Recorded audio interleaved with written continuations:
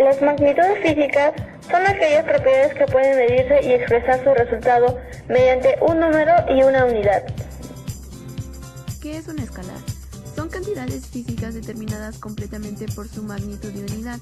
Ejemplos de estas son masa, temperatura, tiempo y volumen. Vector es una cantidad física que tiene un número, una cantidad y apunta en cierta dirección.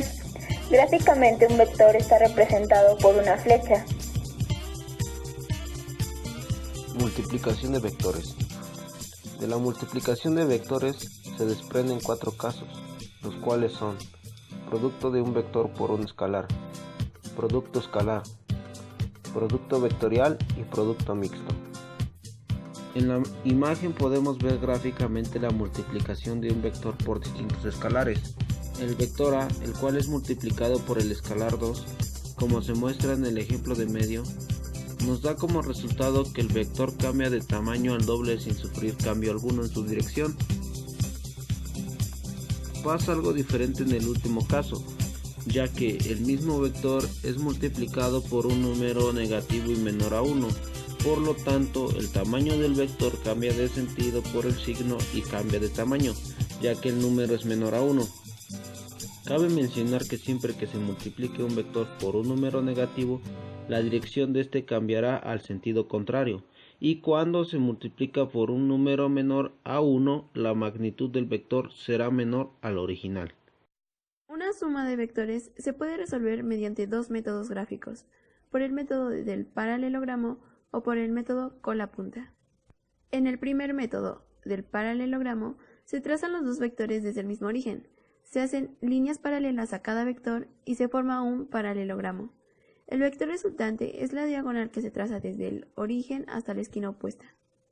En el segundo método cola punta, se pueden sumar más de dos vectores. Los pasos a seguir son los siguientes. 1. Usar la misma escala para todos los vectores. 2. Trazar un vector. El orden no es importante.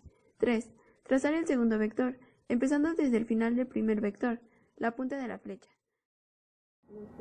Resta de vectores. En la resta de vectores se deben establecer los componentes de los vectores, para después restar los valores correspondientes.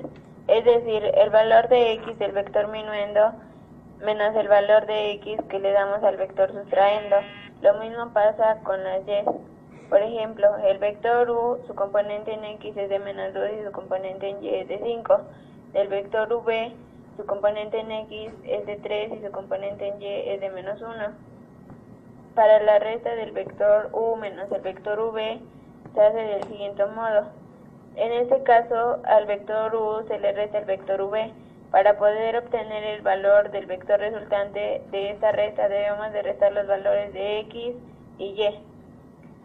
Para los valores de x quedaría así: menos 2 menos 3 es igual a menos 5. Aquí se suman porque tienen el mismo signo y ese es el valor del vector resultante en x. Para el vector resultante en y quedaría así: 5 menos menos 1 es igual a 6. Aquí se multiplican los signos, menos por menos es más, entonces es 5 más 1 es igual a 6. 6 es el valor del vector restante en y. El vector resultante, sus componentes son menos 5 en x y 6 en y.